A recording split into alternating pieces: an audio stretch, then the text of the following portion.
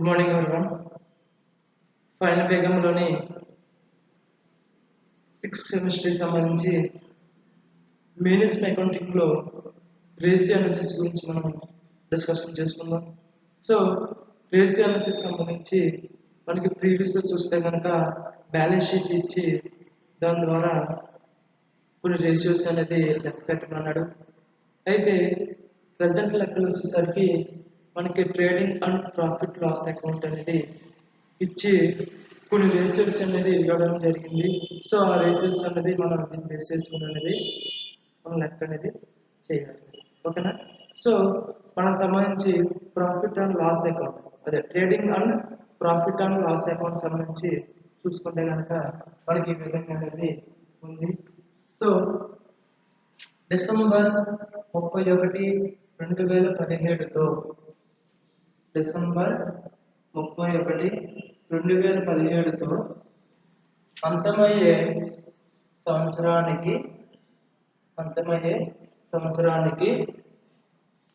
XYZ limited వారి లాభ నష్టాల ఖాతా ఈ క్రింది విధంగా ఉంది.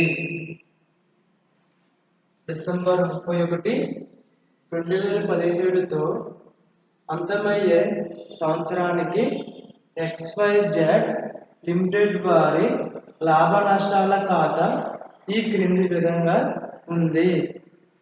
సో మన ప్రాఫిట్ అండ్ లాస్ అకౌంట్ చూసుకుంటే కనుక మనకి వివరాలు, టోటల్, క్రెడిట్ వైపు వివరాలు, టోటల్. ఓకేనా?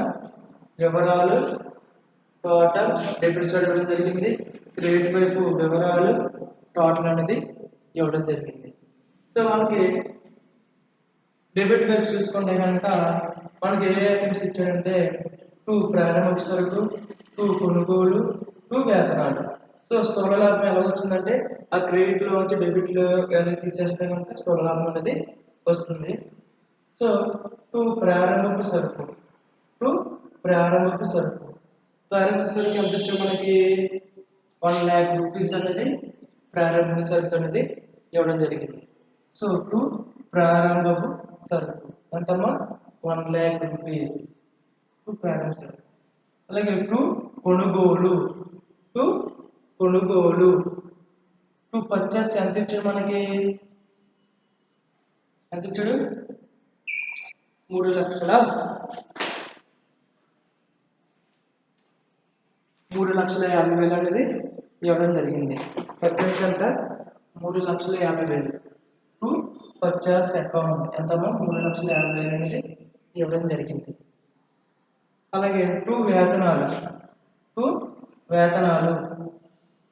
ఎంత ఇచ్చాడు మనకి 9,000 రూపాయలు అనేది 2 వేతనాలు అనేది ఇవ్వడం జరిగింది. వేతనాలు అంతా 9,000 రూపాయలు. అలాగే స్థూల లాభం ఏ విధంగా వస్తుందంటే ఆ క్రెడిట్ లో నుంచి డెబిట్ వాల్యూస్ తీసేస్తే కనుక మనకు స్థూల లాభం వస్తుంది. సో అది ఏ విధంగా వచ్చిందో చూద్దాం. సో మనకి నెక్స్ట్ వన్ క్రెడిట్ వైపు బై అమ్మకాలు ఎంత 5,60,000. బై అమ్మకాలు ఎంత 5,60,000. అలాగే నెక్స్ట్ వన్ బై ముగింపు సరుకు ఎంత 1,00,000 రూపాయలు. బై ముగింపు సరుకు 1,00,000 రూపాయలు. సో ఇప్పుడు క్రెడిట్ వైపు టోటల్ చేసేస్తే కనుక 5,60,000 ప్లస్ 1,00,000 రూపాయలు ప్లస్ చేస్తే మొత్తం ఎంత వస్తుంది? క్రెడిట్ వైపు 6,60,000 అనేది వస్తుంది.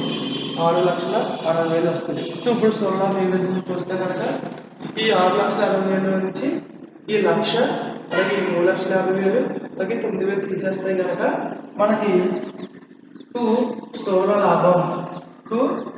లాభం ఎంత వస్తుందంటే 2,10,000 రూపాయలు అనేది వస్తుంది అనమాట.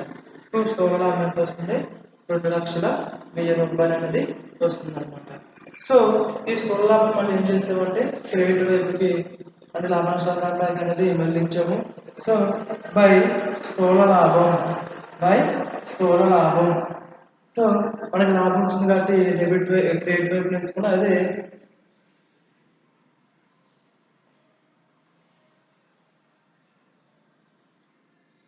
బై స్థూల లాభము 2 lakhs rupees బై స్థూల లాభము 2,01,000 రూపాయలు. అలాగే నెక్స్ట్ వన్ వచ్చేసరికి బై పెట్టుబడులపై వడ్డీ. పెట్టుబడులపై వడ్డీ చూస్తే కనుక 10,000 రూపాయలు. పెట్టుబడులపై వడ్డీ ఎంత? 10,000 రూపాయలు. సో ఈ పెట్టుబడుల వడ్డీలు ఓన్లీ వ్యాపారేతరకు సంబంధించిన మాత్రమే, వ్యాపార కార్యకలాపాలు కాదు, వ్యాపారేతర కార్యకలాపాలకు మాత్రమే సంబంధించింది. బై పెట్టుబడులపై వడ్డీ ఎంత? 10,000 రూపాయలు. అలాగే నెక్స్ట్ వన్ వచ్చేసరికి బై పెట్టుబడులపై అమ్మకం. పెట్టుబడులపై అమ్మకం ఎంత? 8,000 రూపాయలు. బై పెట్టుబడులపై అమ్మకం ఎంత? 8,000 రూపాయలు. సో ఇప్పుడు మనము ఈ గ్రేడ్ వైపు టోటల్ చేస్తే ఎంత వస్తుంది? 2,19,000 రూపాయలు అనేది వస్తుంది అనమాట.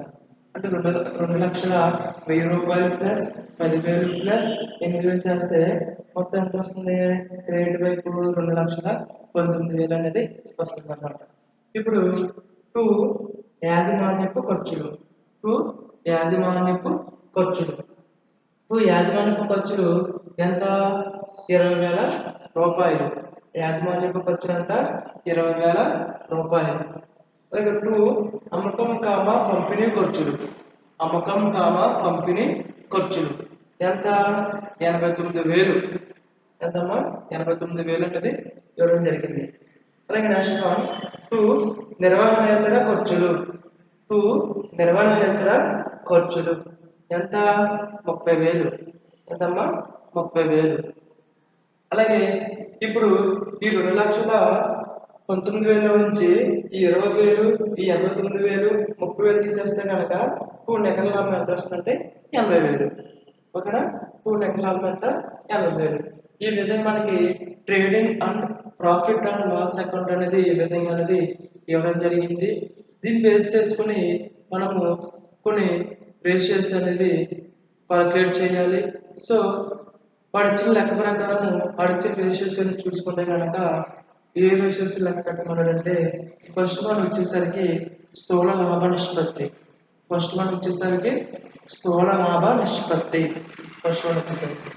అలాగే సెకండ్ వన్ వచ్చేసరికి నికర లాభ నిష్పత్తి. థర్డ్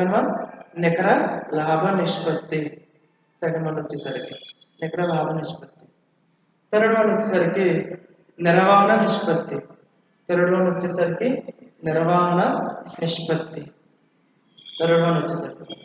అలాగే ఫోర్త్ వన్ వచ్చేసరికి నిర్వహణ లాభ నిష్పత్తి. అలాగే ఫిఫ్త్ వన్ యాజమాన్యపు ఖర్చుల నిష్పత్తి. సో మనకి ఈ trade and profit and loss account base చేసుకుని ఈ 5 నిష్పత్తులు మనం అనేది కాల్కులేట్ చేయాలి. ఓకేనా? అలాగే ఫస్ట్ వన్ వచ్చేసరికి స్థూల లాభ నిష్పత్తి గురించి మనం కాల్కులేట్ చేయాలి.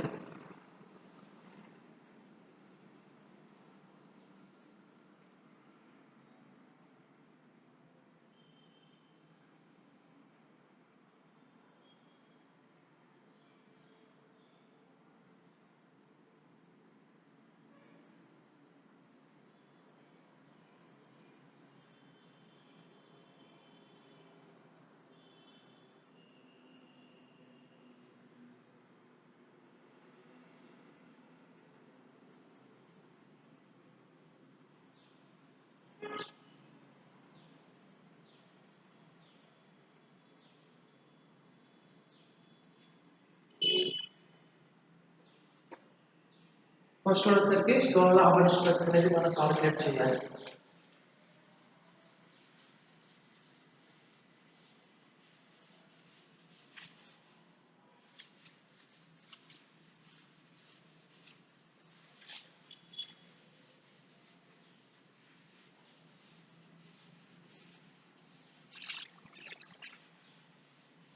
సో ఫస్ట్ నిష్పత్తి ఏమనుకున్నాడమ్మా? స్థూల లాభ నిష్పత్తి.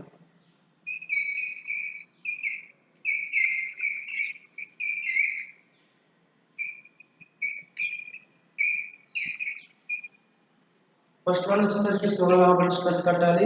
సో దీంట్లో మనం రేషియో కట్టాలి, అంటే పర్సెంటేజ్ చేయాలి కాబట్టి మనం ఇంటూ 100 చేసుకోవాలి. సో మనకి స్థూల లాభ నిష్పత్తి యొక్క ప్రిన్సిపల్ ఏంటి? స్థూల లాభం బై నికర అమ్మకాలు ఇంటూ 100. మన పర్సెంటేజ్లో కట్టాలి ఇక్కడ. ఓకేనా? స్థూల లాభ నిష్పత్తి యొక్క ప్రిన్సిపల్ ఏంటమ్మా? స్థూల లాభం బై నికర అమ్మకాలు ఇంటూ 100. స్థూల లాభం బై నికర అమ్మకాలు ఇంటూ 100 చేయాలి. సో ఇప్పుడు మనకి ఇచ్చిన లెక్కల్లో చూస్తే కనుక స్థూల లాభం ఎంత? స్థూల లాభం మనకి ఇచ్చిన ప్రాఫిట్ అండ్ లాస్ అకౌంట్ లో స్థూల లాభం ఎంత ఇచ్చాడు? 2,01,000 అనేది 2,01,000 అనేది స్థూల లాభం అనేది ఇవ్వడం జరిగింది. అలాగే నెక్స్ట్ వన్ నికర అమ్మకాలు. మనకి ఇచ్చిన trading profit and loss account లో నికర అమ్మకాలు ఎంత ఇచ్చాడు మనకి? 5,60,000. నికర అమ్మకాలు మీన్స్ అమ్మకాలు. ఓకేనా? 5,60,000. సో మనకి స్థూల లాభం ఏమో 2,01,000, అలాగే నికర అమ్మకాలు 5,60,000. సో ఇప్పుడు ఈ ప్రిన్సిపల్ అప్లై చేస్తే కనుక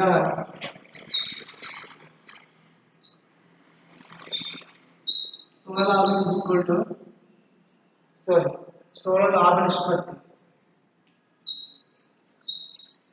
నిష్పత్తి స్థూల లాభ నిష్పత్తి ఈజ్ ఈక్వల్ టు స్థూల లాభం ఎంత మనకి? 2,01,000 బై 2,01,000 బై నికర అమ్మకాలు ఎంత? 5,60,000 ఇంటూ 100. సో ఇప్పుడు స్థూల లాభ నిష్పత్తి చూస్తే కనుక 2,01,000 బై 5,60,000 ఇంటూ 100 చేయాలి. సో 2,01,000 బై 5,60,000 ఇంటూ 100 చేస్తే మనకి స్థూల లాభ నిష్పత్తి ఎంత వస్తుంది? ఎంత వస్తుందమ్మా? 35.9% అనేది స్థూల లాభ నిష్పత్తి అనేది వస్తుంది అనమాట. 35.9% అనేది స్థూల లాభ నిష్పత్తి అనేది వస్తుంది అనమాట. సో ఈ విధంగా స్థూల లాభ నిష్పత్తి అనేది కాల్కులేట్ చేయడం జరిగింది. మళ్ళీ ఒకసారి రివిజన్ చేసుకుంటే కనుక స్థూల లాభ నిష్పత్తి ఈజ్ ఈక్వల్ టు స్థూల లాభం బై నికర అమ్మకాలు ఇంటూ 100. స్థూల లాభం బై నికర అమ్మకాలు ఇంటూ 100. స్థూల లాభం ఎంత? 2,01,000. నికర అమ్మకాలు ఎంత? 5,60,000. సో ఇప్పుడు మనకి స్థూల లాభం అనేది ఎంతో టోటల్ ఎంత తెలిసింది, నికర అమ్మకాల టోటల్ ఎంతో తెలిసింది. సో ఇప్పుడు ఈ ప్రిన్సిపల్ అప్లై చేయాలి. స్థూల లాభ నిష్పత్తి ఈజ్ ఈక్వల్ టు స్థూల లాభం బై నికర అమ్మకాలు ఇంటూ 100 చేయాలి. సో స్థూల లాభ నిష్పత్తి ఈజ్ ఈక్వల్ టు స్థూల లాభం ఎంత ఇచ్చి మనకి 2,01,000 ఇవ్వడం జరిగింది. సో ఈ 2,01,000 మనం ఇక్కడ వేసుకున్నాం. అది నికర అమ్మకాలు ఎంత మనకి? 5,60,000. సో ఈ 5,60,000 ఇక్కడ వేసుకున్నాం. అంటే 2,01,000 బై 5,60,000 ఇంటూ 100 అనేది చేయాలి. సో 100 చేస్తే మనకు స్థూల లాభ నిష్పత్తి ఎంత వస్తుంది మనకి? 35.9% అనేది స్థూల లాభ నిష్పత్తి అనేది వస్తుంది అనమాట. సో ఇక్కడ మనం పర్సెంటేజ్ చూపించుకున్నాం. ఎందుకు చూపించుకున్నాం అంటే ఇంటూ 100 ఉంది కాబట్టి మనకు పర్సెంటేజ్ చూపించుకున్నాం. ఇక్కడ ఇంటూ 100 లేకపోతే కనుక మనం రెట్లలో చూపించుకోవాలి. ఓకేనా? అలాగే నెక్స్ట్ వన్ వచ్చేసరికి నికర లాభ నిష్పత్తి. నికర లాభ నిష్పత్తి.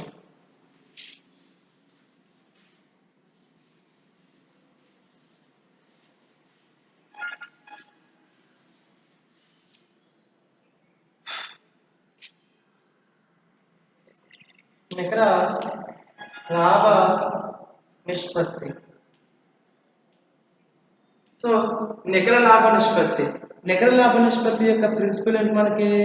నికర లాభం బై నికర అమ్మకాలు. నికర లాభం అంటే నికర లాభాన్ని పన్ను పన్ను తర్వాత నికర లాభం బై నికర అమ్మకాలు, నికర లాభం బై నికర అమ్మకాలు ఇంటూ 100. నికర లాభ నిష్పత్తి యొక్క ప్రిన్సిపల్ ఏంటి మనకి? నికర లాభం దేనికి సంబంధించి? పన్ను తర్వాత నికర లాభం. ఓకేనా? పన్ను ముందు నికర లాభం కాదు, పన్ను తర్వాత నికర లాభం. నికర లాభం బై నికర అమ్మకాలు, నికర లాభం బై నికర అమ్మకాలు ఇంటూ 100. ఇది దేనికి సంబంధించినట్టే? నికర లాభ నిష్పత్తికి సంబంధించింది.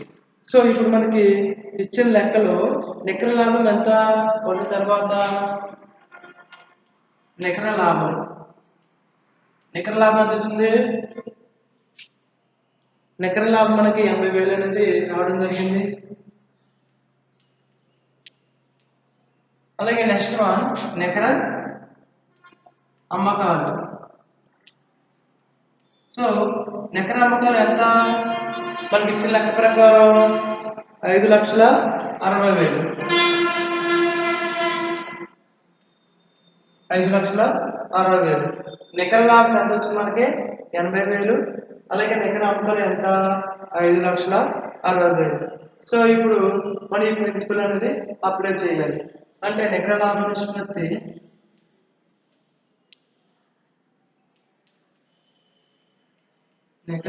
నిష్పత్తి ఈజ్ ఈక్వల్ టు నికర లాభం ఎంత వచ్చింది మనకి?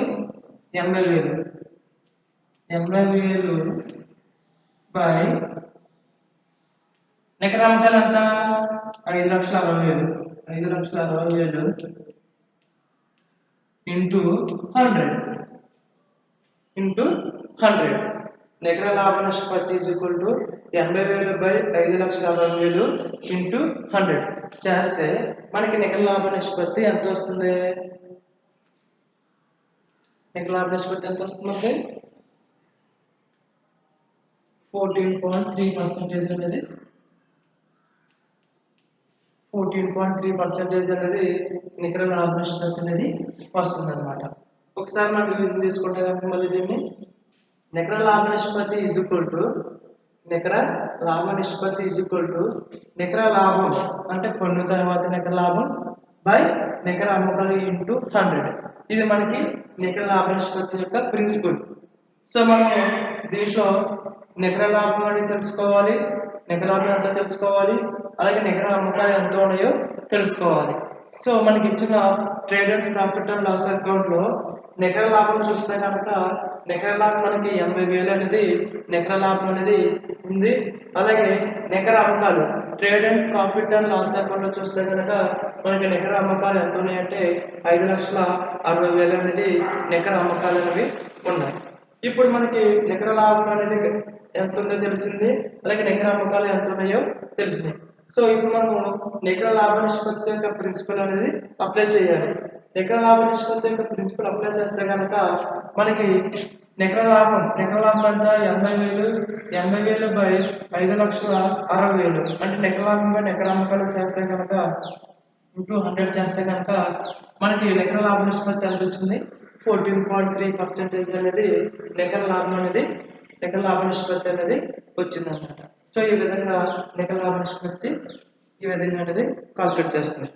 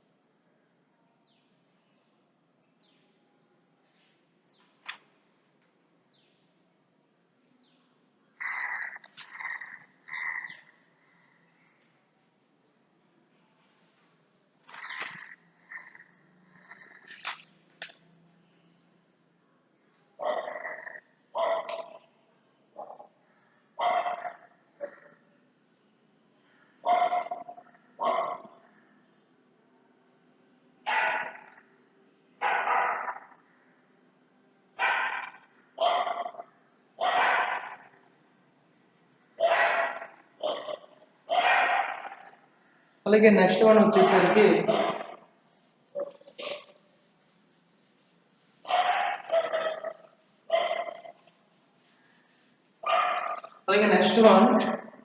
మనం నిర్వహణ నిష్పత్తి కనుక్కోవాలి. నెక్స్ట్ వన్ నిర్వహణ నిష్పత్తి. నిర్వహణ నిష్పత్తిని మనం కనుక్కోవాలి. సో నిర్వహణ నిష్పత్తి యొక్క ప్రిన్సిపల్ ఏంటి? మనకి నిర్వహణ నిష్పత్తి యొక్క ప్రిన్సిపల్ ఏంటి? అమ్మిన వస్తువుల వ్యయం ప్లస్ అమ్మిన వస్తువుల వ్యయం ప్లస్ అమ్మిన వస్తువుల వ్యయం ప్లస్ నిర్వహణ ఖర్చులు బై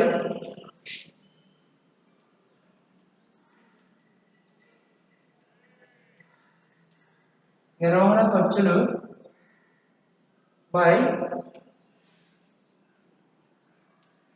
అమ్మకాలు ఇంటూ 100. అమ్మకాలు ఇంటూ 100.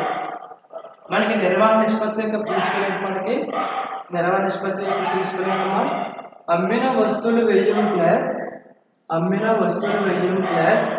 నిర్వహణ ఖర్చులు బై అమ్మకాలు ఇంటూ 100. దీంట్లో మనం అమ్మిన వస్తువుల వ్యయం కనుక్కోవాలి, అలాగే నిర్వహణ ఖర్చులు కనుక్కోవాలి. అమ్మకాలు ఎంత ఉందో మనకు తెలుసు. ఇచ్చిన ట్రేడ్ అండ్ ప్రాఫిట్ అండ్ లాస్ అకౌంట్లో అమ్మకాలు ఎంత ఇచ్చాడంటే 5,60,000 అనేది ఇవ్వడం జరిగింది. సో నెక్స్ట్ మనం అమ్మిన వస్తువుల వ్యయం కనుక్కోవాలి, నిర్వహణ ఖర్చులు అనేవి కనుక్కోవాలి. సో ఫస్ట్ వన్ వచ్చేసరికి అమ్మిన వస్తువుల వ్యయం.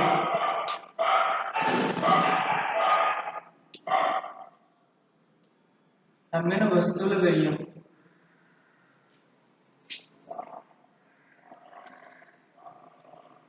దీనికి అకౌంట్ ట్రీట్మెంట్ ఏంటి? మనకి అమ్మిన వస్తువుల వ్యయంకి సంబంధించి ప్రారంభ సరుకు ప్లస్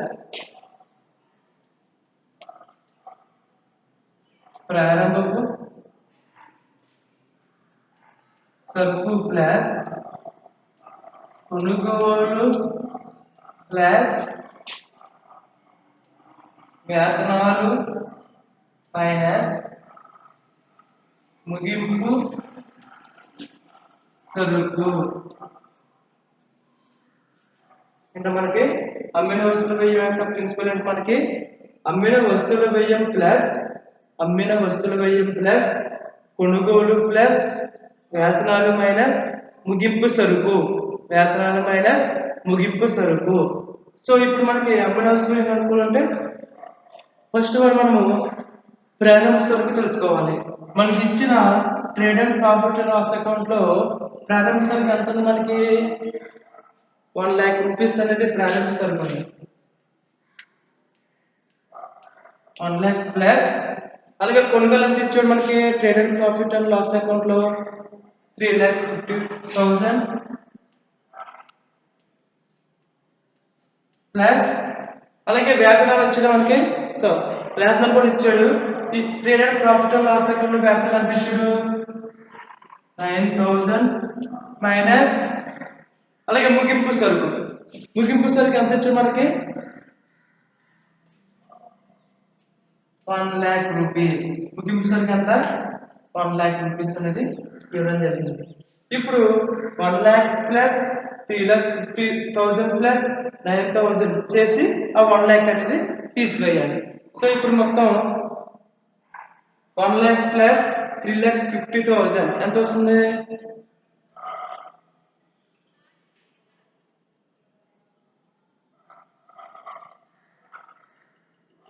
1,00,000 ప్లస్ 3,50,000 ప్లస్ 9,000 ప్లస్ ఎంత వస్తుంది? మొత్తం 4,59,000 అనేది వస్తుంది.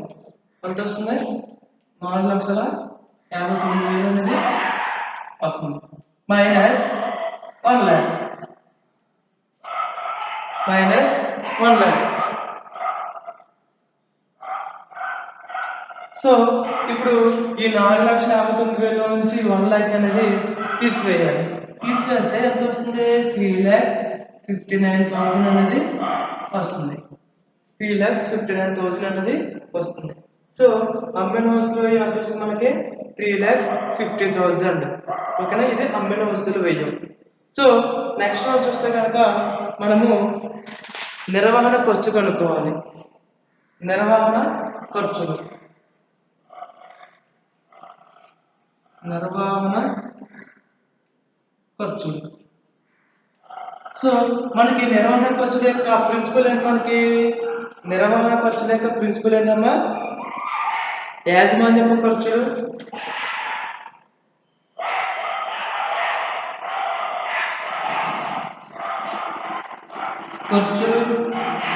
ప్లస్ యాజమాన్యపు ఖర్చులు ప్లస్ అమ్మకం పంపిణీ ఖర్చులు.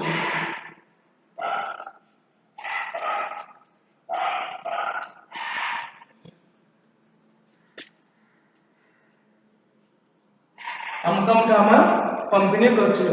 నిర్వహణ ఖర్చుల యొక్క అకౌంట్ ట్రీట్మెంట్ ఏంటో మనకి యాజమాన్యపు ఖర్చులు ప్లస్ అమ్మకం పంపిణీ ఖర్చులు.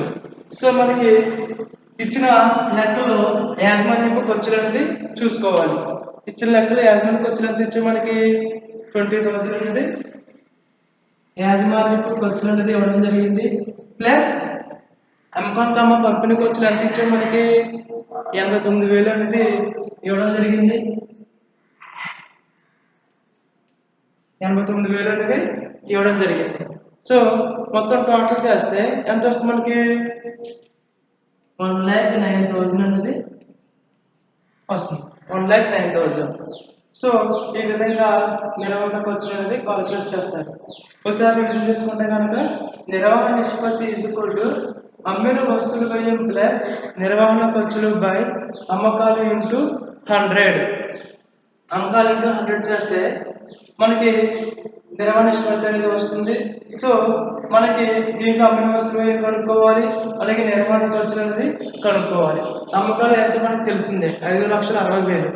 సో మనకి అమ్మిన వస్తువుల వ్యయం, అమ్మిన వస్తువుల యొక్క అకౌంట్ ట్రీట్మెంట్ చూసుకుంటే కనుక ప్రారంభ సరుకు ప్లస్ కొనుగోలు ప్లస్ వేతనాలు మైనస్ ముగింపు సరుకు. సో మనకి ప్రారంభ సరుకు ఎంత ఉంది? 1,00,000 రూపీస్ ఉంది. అలాగే కొనుగోలు ఎంత ఉన్నాయి? 3,50,000 ఉంది. అలాగే కొనుగోలు ఎంత? 9,000. సో ఈ అమౌంట్ నుంచి 1,00,000 రూపీస్ అని ముగింపు సరుకు 1,00,000 రూపీస్. ఈ 1,00,000 రూపీస్ అని తీసివేయాలి. సో ఇప్పుడు మొత్తము కలిపేస్తే 4,59,000 వస్తుంది. ఈ 4,59,000 నుంచి ఈ ముగింపు సరుకు 1,00,000 అని తీసివేయాలి. తీసివేస్తే ఎంత వస్తుంది? 3,59,000 అనేది అమ్మిన వస్తువుల వ్యయం అనేది వస్తుంది అనమాట. తర్వాత నెక్స్ట్ మనం నిర్వహణ ఖర్చులు కనుక్కోవాలి. సో నిర్వహణ ఖర్చు చూసుకుంటే కనుక దీనికి సంబంధించిన అకౌంట్ ట్రీట్మెంట్ యాజమాన్యపు ఖర్చులు ప్లస్ అమ్మకం పంపిణీ ఖర్చులు. అమ్మకం పంపిణీ ఖర్చులు. సో యాజమాన్యపు ఖర్చులు ఎంత? 20,000 ప్లస్ అమ్మకం పంపిణీ ఖర్చులు ఎంత? 89,000. సో రెండు ప్లస్ చేస్తే కనుక 1,90,000 వస్తాయి అన్నమాట. ఇవి నిర్వహణ ఖర్చులు, ఇది అమ్మిన వస్తువుల వ్యయం. అమ్మకాలు అంతా తెలుస్తుంది 5,60,000. ఇప్పుడు ఈ ప్రిన్సిపల్ అనేది అప్లై చేయాలి. సో ఈ ప్రిన్సిపల్ అప్లై చేస్తే కనుక నిర్వహణ నిష్పత్తి, ఈ ప్రిన్సిపల్ అప్లై చేస్తే కనుక నిర్వహణ నిష్పత్తి. సో నిర్వహణ నిష్పత్తి సంబంధించి చూస్తే దీంట్లో మనకి ఇచ్చిన లెక్కలో అమ్మిన వస్తువులు ఎంత ఇచ్చారు మనకి? 3,59,000 ఇచ్చారు. 3,59,000 ప్లస్ అలాగే నిర్వహణ ఖర్చు ఎంత? 1,09,000 బై అమ్మకాలు ఎంత? 5,60,000. 5,60,000 ఇంటూ 100 చేయాలి. అంటే 3,59,000 ప్లస్ 1,09,000 బై 5,60,000 ఇంటూ 100 చేయాలి. చేస్తే మనకి నిర్వహణ నిష్పత్తి ఎంత వస్తుంది? 83.6 అనేది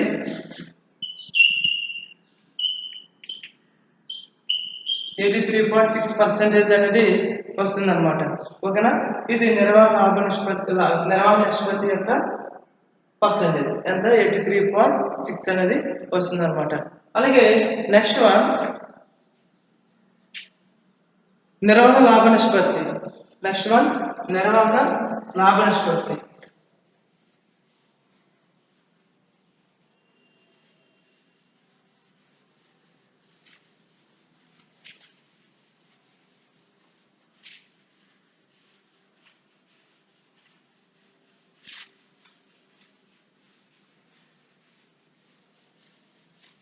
నిర్వహణ లాభ నిష్పత్తి.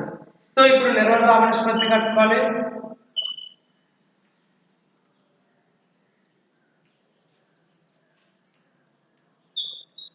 నిర్వహణ లాభ నిష్పత్తి యొక్క ప్రిన్సిపల్ ఏంటి మనకి 100 మైనస్ నిర్వహణ నిష్పత్తి.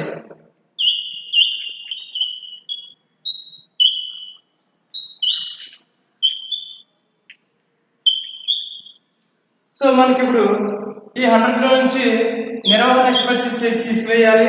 మనకి ఇక్కడ ఇందాక నిర్వహణ నిష్పత్తి ఎంత వచ్చిందో కాల్కులేట్ చేసాము. నిర్వహణ నిష్పత్తి ఎంత వచ్చింది మనకి 83.6 వచ్చింది మైనస్ 83.6% వచ్చింది. ఇప్పుడు 100 లో నుంచి 83.6 అనేది తీసివేయాలి. తీసివేస్తే ఎంత వస్తుంది మనకి నిర్వహణ నిష్పత్తి 16.4% అనేది వస్తుంది అనమాట. ఎంత వస్తుంది 16.4% అనేది వస్తుంది అనమాట. ఇది నిర్వహణ లాభ నిష్పత్తి.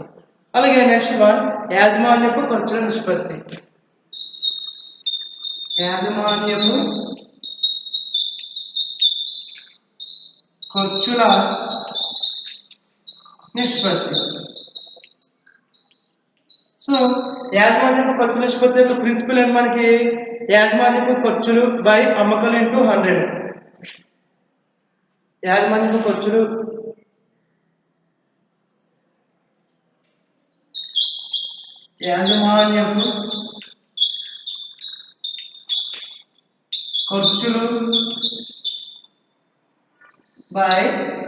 యాజమాన్యపు ఖర్చులు బై అమ్మకాలు ఇంటూ 100.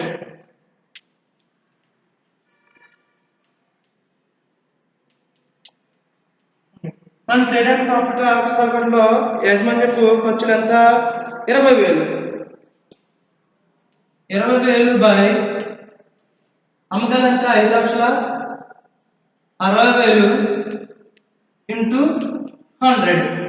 సో 20,000 బై 5,60,000 ఇంటూ 100 చేస్తే ఎంత వస్తుంది 3.6% అనేది వస్తుంది. 3.6% అనేది యాజమాన్యపు ఖర్చు నిష్పత్తి అనేది వస్తుంది అనమాట. సో ఈ విధంగా మనకి trade and profit and loss account ఇచ్చి కొన్ని నిష్పత్తులు ఇచ్చి కాల్కులేట్ చేయమంటాడు. ఈ విధంగా మనం కాల్కులేట్ అనేది చేయాలి. ఓకేనా? Thank you all.